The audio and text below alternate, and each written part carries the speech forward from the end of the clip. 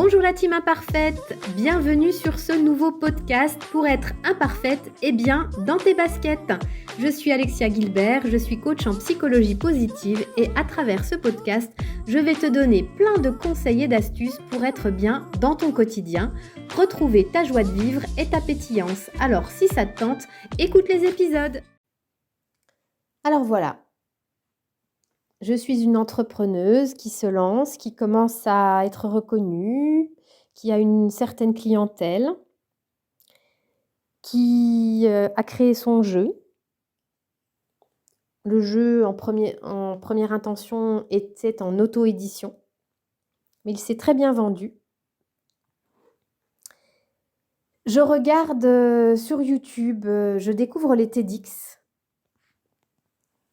et je trouve ça incroyable. Pour moi, les personnes qui font un TEDx sont les personnes qui ont réussi. Comme d'ailleurs les auteurs. Dans ma tête, il y avait toujours cette volonté de devenir auteur, d'écrire un livre. Parce que, pour moi, dans mes croyances, dans mon monde, lorsqu'on a son livre, quelque part, posé sur des étagères de librairie, on a réussi. Et faire un TEDx, pour moi, c'est la même chose. C'est le symbole de la réussite. Là encore, je crois que c'est quelqu'un qui m'en a parlé la première fois. Et tu connais les TEDx ? Bah non, c'est quoi ? Bah regarde, c'est des conférences qui durent 18 minutes, c'est sur YouTube et il y a plein de thématiques, c'est génial. Et là, je découvre ça. Et j'en regarde 1, 2, 3, 10, 100. J'en regarde quasiment 1 à 2 tous les jours. Et je trouve ça incroyable de pouvoir être diffusé sur YouTube, de diffuser son message inspirant, d'être sur une scène devant ces 4 lettres rouges. Et le monde entier peut voir votre conférence, peut entendre votre message. Là encore, quelque chose en moi dit, un jour tu feras un TEDx. Un jour, toi aussi, l'ex-timide, tu seras sur cette scène parce que tu as quelque chose à guérir. Tu vas y arriver. La petite fille, elle a besoin de monter sur cette scène pour se prouver qu'elle n'est plus cette petite fille timide, mais qu'elle est cette femme accomplie, qui s'assume et qui est capable de parler devant tout le monde. Et ça, c'était extraordinaire, mais une petite graine que j'avais plantée à l'intérieur de moi et qui allait pousser. Je n'y pensais pas tous les jours, loin de là, mais c'est une vision que j'avais eue et cette envie de faire passer mon message. Parce qu'avant tout, vous savez, on parle de grand pourquoi. Pourquoi on fait les choses ? Eh bien moi, mon grand pourquoi, c'est de pouvoir transmettre ce message, que mon histoire serve, que mes souffrances, que mes blessures puissent servir à d'autres femmes, d'autres hommes, à prendre leur place, à assumer leur puissance, à aller au bout de leurs rêves, à comprendre que c'est possible, qu'on n'est pas obligé d'être des personnes politiquement bien placées ou des stars comme Céline Dion, peu importe. Non. Pour moi, je suis Madame Tout-le-Monde et Madame Tout-le-Monde peut, dans sa vie, faire des choses extraordinaires. Et je vous assure que tout ce que je fais, je le fais avec mon cœur et je suis tellement fière parce que pour moi, c'est de l'extraordinaire d'avoir réussi déjà à quitter cette relation qui était toxique, d'avoir réussi à monter mon entreprise, à être reconnue à travers mon jeu, à monter sur une scène. Mais c'est juste extraordinaire. Et c'est ce parcours-là d'amour de moi dont j'ai envie de vous parler. Mais avant tout, est-ce que vous en avez envie ?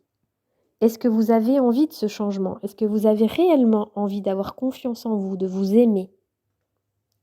Et si vous en avez envie, qu'est-ce que vous faites tous les jours pour vous rapprocher de ça ? Ça ne veut pas dire tout changer du jour au lendemain, mais ça veut dire comment j'investis, comment je mets de l'argent, du temps, de l'énergie sur moi, sur mon bien-être, sur mon changement, pour aller vers ce qui m'anime, vers ce qui me fait du bien?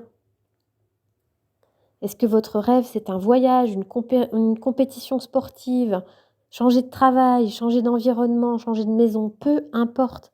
Qu'est-ce qui vous anime? Qu'est-ce qui fait du bien? Vers quoi vous avez envie d'aller? Tout simplement. Donc je continue ce chemin entrepreneurial avec, là encore, des hauts, des bas, des moments de doute, des moments où il y a de la clientèle et d'autres un peu moins. L'échéance, de la fin de Pôle emploi qui se rapproche.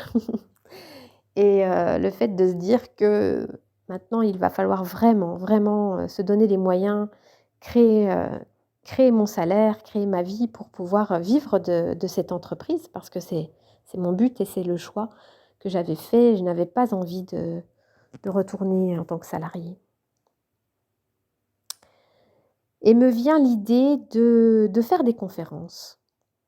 Puisqu'il y avait cette idée de TEDx, mais avant de pouvoir monter sur une scène de TEDx, c'est de se dire: «Bah, peut-être que je peux déjà commencer par monter sur une scène autour de chez moi». Et j'ai commencé à faire, petit, j'ai commencé à faire, des ateliers en présentiel et j'ai vu que ces ateliers plaisaient et j'ai commencé à avoir envie de rassembler plus de personnes autour de moi parce que je voyais que c'était super, les choses changeaient quand j'accompagnais des personnes en individuel. Mais que j'aurais encore plus de force, plus d'impact si je pouvais le faire en collectif. Alors pourquoi pas une conférence? La conférence de Madame Parfaite à parfaitement moi. J'avais envie de quelque chose de très original, alors j'avais commencé à regarder pour faire cette conférence sur un bateau-mouche, inviter du monde, je commençais à voir les choses en grand et puis, j'ai été vite rattrapée par, les coûts qui n'étaient pas possibles pour moi, puis peut-être aussi le fait que je n'osais pas, demander une certaine somme d'argent pour ma conférence, le ticket d'entrée, on va dire, parce que je n'étais pas encore assez légitime. Toujours ce fameux, vous savez, le fameux syndrome de l'imposteur où on se dit: «Non mais les gens ne vont quand même pas payer tel ou tel tarif pour m'écouter, personne ne viendra» et cetera. L'imposteur est toujours, là sur notre épaule.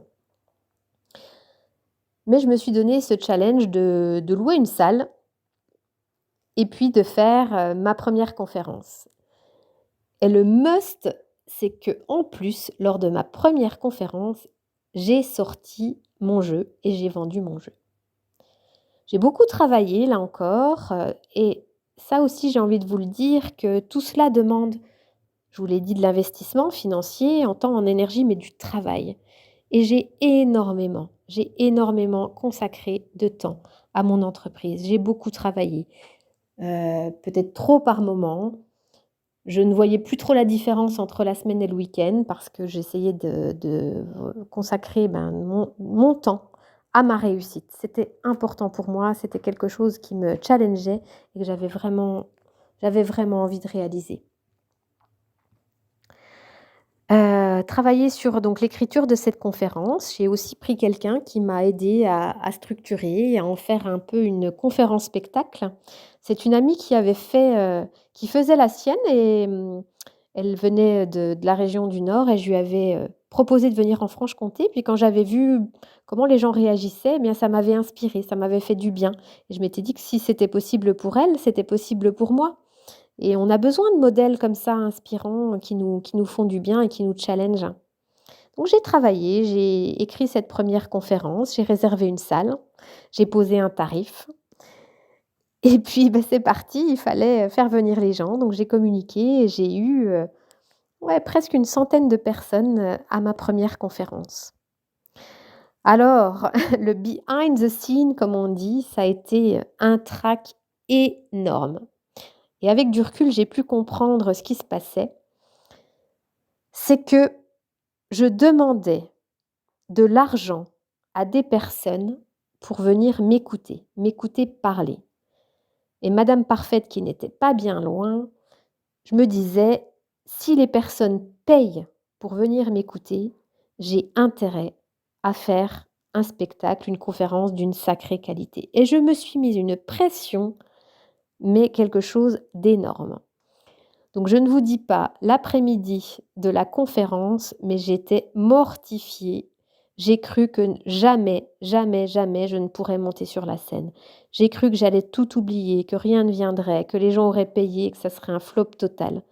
Je n'ai jamais eu aussi peur de ma vie, je crois, que ce moment, l'après-midi et les quelques instants avant de monter sur la scène. C'était vraiment terrible et malgré tout, je m'étais donné ce challenge et vous savez, c'est un petit peu le j'ai peur mais j'y vais quand même et j'y suis allée quand même et ça a été une réussite. J'ai eu peur les premiers instants et ensuite je me suis laissée porter. Le message est venu, tout s'est bien passé. C'était certainement pas parfait. Il y a eu des oublis, des choses que j'aurais voulu dire autrement, mais j'ai décidé d'être bienveillante avec moi. Et j'ai même osé, à la fin de cette conférence, chanter une chanson parce que j'avais décidé de chanter. J'aime beaucoup chanter, je chante pas forcément tout à fait juste, mais je suis quitte à aller jusqu'au bout, j'y suis allée. Et c'était une étape très, très importante que de monter sur cette scène, que de faire ma première conférence où les gens venaient pour m'écouter, mais juste moi, personne d'autre, juste moi. Et c'est dans ces moments-là où on prend confiance. On prend confiance en soi. Jamais je n'aurais cru que c'était possible et je l'ai fait. Je suis montée sur la scène, j'ai eu peur, mais j'ai réussi. Et quand j'ai vu la fierté dans les yeux de mes amis, de ma famille, les applaudissements, les compliments que j'ai eus, ça m'a donné, mais ça a été un carburant énorme pour me donner envie de continuer, d'avancer encore plus, de porter ce message. Et c'est en sortant de votre zone de confort, en dépassant vos limites, que vous allez réussir à faire des choses qui vous animent, que vous allez être fiers de vous et que votre niveau de confiance en vous va augmenter. Et je vous assure, on ne revient jamais en arrière. Ce qui est pris, ce qui est guéri et on ne revient pas en arrière. Je vous dis à très vite pour la suite de mes aventures.